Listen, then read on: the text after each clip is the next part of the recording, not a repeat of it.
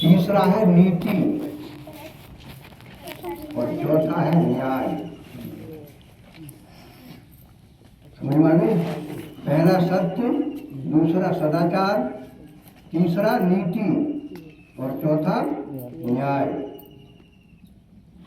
चार हो गए।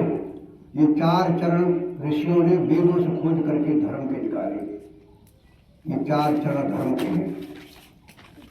अच्छा, फिर इनको संविधान में लागू किया जाए, क्योंकि जब संविधान बनाया जाएगा तो फिर संविधान में ये चारों चरण लागू किए गए।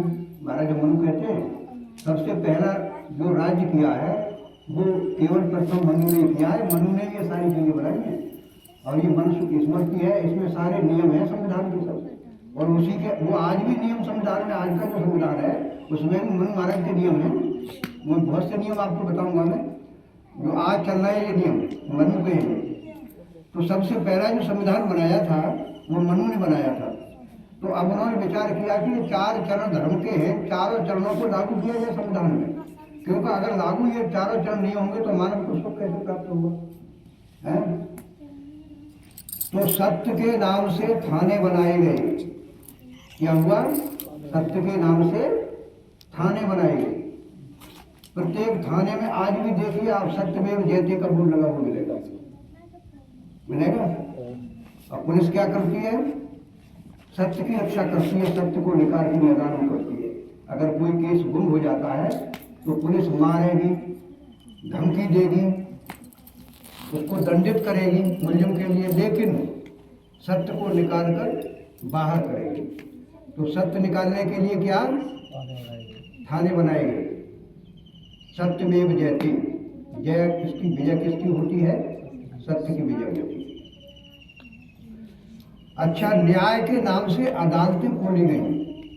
ये नियम लागू किया गया संविधान में, न्याय के नाम से अदालतें खोली गई। आज भी लिखा हुआ है न्यायालय, न्यायालय। नीति के नाम से ग्रंथ लिखे गए,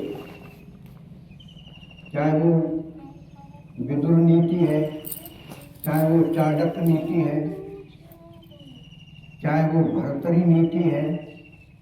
ऋषियों ने अपने अपने नाम से नीतियों की रचना की गई, और नीतियों में जो है वो सब धर्म की बातें आपको मिलेगी।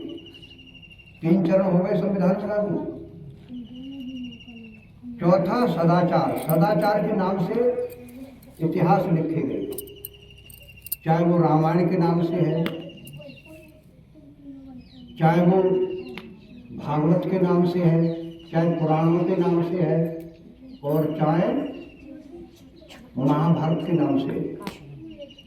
महाभारत, रामायण ये सदाचार के विशेष ग्रंथ हैं दोनों, और रामायण में तो कमाल कर दिया है सदाचार में। इतना अच्छा सदाचार हमारी रामायण से मिलता है, शायद है किसी ग्रंथ में नहीं मिलता। देखो, भाभी को माँ कहना ये केवल हमें रामायण में मिलता है सदाचार। भाभी को माँ कहना, लक्ष्मण जी ने सीता जी को माँ की उपाधि दी है, और माता कह करके चरण छूटे थे, सीता जी के चरण छूटे थे। यही तो परीक्षा की थी राम ने। राम ने पूछा था, देखिए लक्ष्मण, ये कुंडल सीता जी के हैं। तो लक्ष्मण जी बोले, महाराज मैंने तो माता जी के चरण तो देखे हैं, लेकिन चेहरा नहीं देखा। जब चेहरा नहीं देखा तो मुझे कुंडलों की क्या पहचान है? मैंने तो चरण निहारे हैं देखे माता के, कान नहीं। मैं तो सेवक प्रभु चरणों का, कुंडल की कुछ पहचान नहीं। तो सदाचार के नाम से रामायण, महाभारत ये इतिहास लिखे गए, और न्याय के नाम से अदालतें खोली गई, नीति के नाम से ग्रंथ लिखे गए, और सत्य के नाम से थाने खोले गए। ये चारों जो चरण हैं धर्म के, इस संविधान में आज भी लागू है। ये चारों चरण आज भी लागू है संविधान के अंदर। तो बंधुओं, ये 4 चरण धर्म के हैं। इन 4 चरणों से हमको वंचित होना नहीं चाहिए। जिस मानव ने चारों चरणों को अपनाया अपने जीवन में, वो मानव नहीं देव बन गया, उसका संसार में नाम प्रकाशित हो गया, चाहे वो राम के नाम से, चाहे वो कृष्ण के नाम। कृष्ण के अंदर क्या विशेषता थी? ये 4 चरण कृष्ण को याद थे। वो सत्य से कभी वंचित नहीं होते थे, नीति से कभी वंचित नहीं होते थे, और सदाचार से भी कभी वंचित नहीं होते थे। लेकिन लोगों ने कुछ आक्षेप भी लगाए हैं ग्रंथों के द्वारा कृष्ण पर, जैसे माखन चोरी लिख दी है, और भी अनेक वो लगाए हैं। मैं उस ओर जाना नहीं चाहता क्योंकि बात आगे बढ़ जाएगी। और तो लेकिन नहीं, वो गलत है। और अगर हम सच्चा देखना चाहते हैं तो कृष्ण के लिए महाभारत में जो लिखा है व्यास महाराज ने, उसको देखें। ठीक है, तो इन चारों चरणों को हमें अपनाना चाहिए और अपने जीवन में उतारना चाहिए, तभी हमारा कल्याण संभव है। कृष्ण जैसे का योगी नहीं हुआ आज तक। तो ये 4 चरण धर्म के हैं। ऋषियों ने विचार किया, इन 4 चरणों को अगर मानव अपनाएगा तो संसार में सुख ही नहीं परम सुख को प्राप्त करेगा। परम सुख किसे कहते हैं? परम सुख कहते हैं मोक्ष के लिए। परम सुख कहा है? मोक्ष के लिए। संसारी सुख तो मिलेगा ही, लेकिन परलौकिक सुख भी प्राप्त होगा इन 4 चरणों को जो मनुष्य अपनाएगा। और 4 अगर हम नहीं अपना सकते हैं तो इनमें से अगर एक भी चरण मानव ने अपना लिया अपने जीवन में, तो इस लोक में सुख और परलोक में मोक्ष को प्राप्त कर सकता है आराम से। तो बंधुओं, इन 4 बातों को हमें जीवन में अपनाना चाहिए। और देखो, ये कवि ने बहुत अच्छा लिखा है कि फूल है फल है धर्म की बेल, पाप की नैया डगमगो। धर्म की बेल हमेशा फूल की फलती है। आगे लिखा है, दुर्योधन ने पाप कमाया,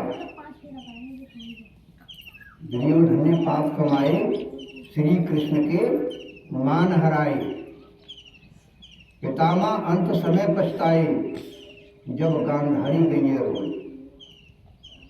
फूल फल धर्म की बेल, पाप की नैया डगमगो।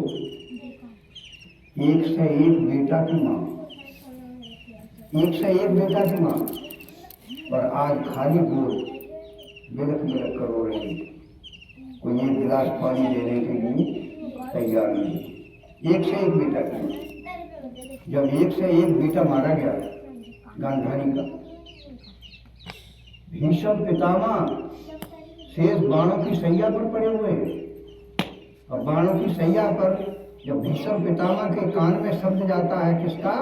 माता गांधारी का, तो भीष्म पितामह की आंखों में आंसू आ जाते हैं, एकदम चीख जाते हैं शेष सैया पर, और चीख करके रोने लगते हैं।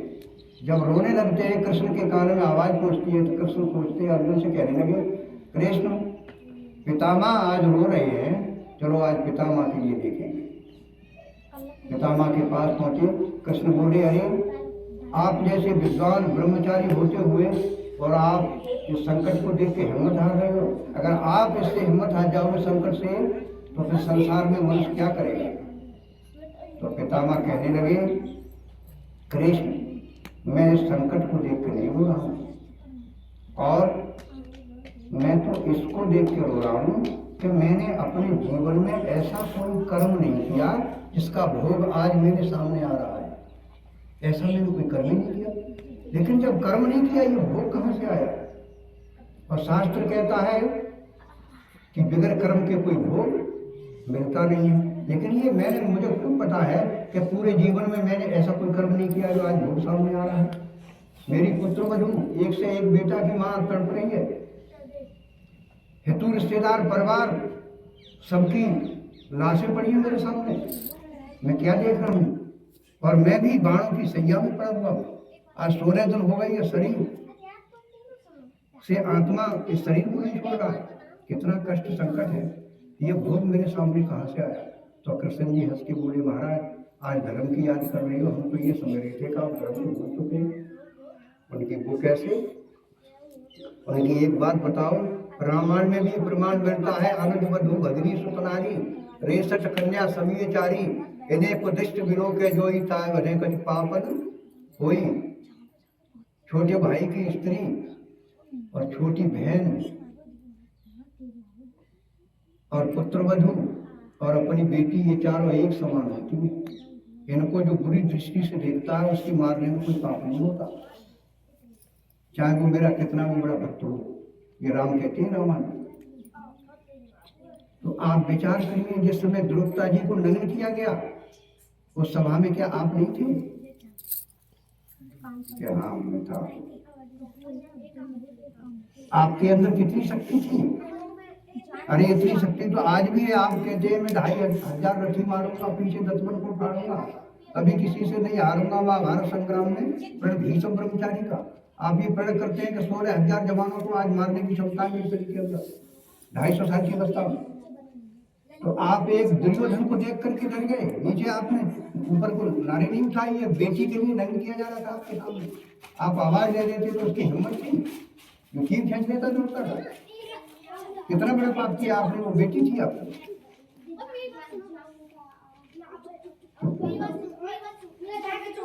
और दूसरा पाप, जिस समय लाख का महल बनाया था पांडवों को जलाने की आपने चेष्टा की, आपको पता नहीं था?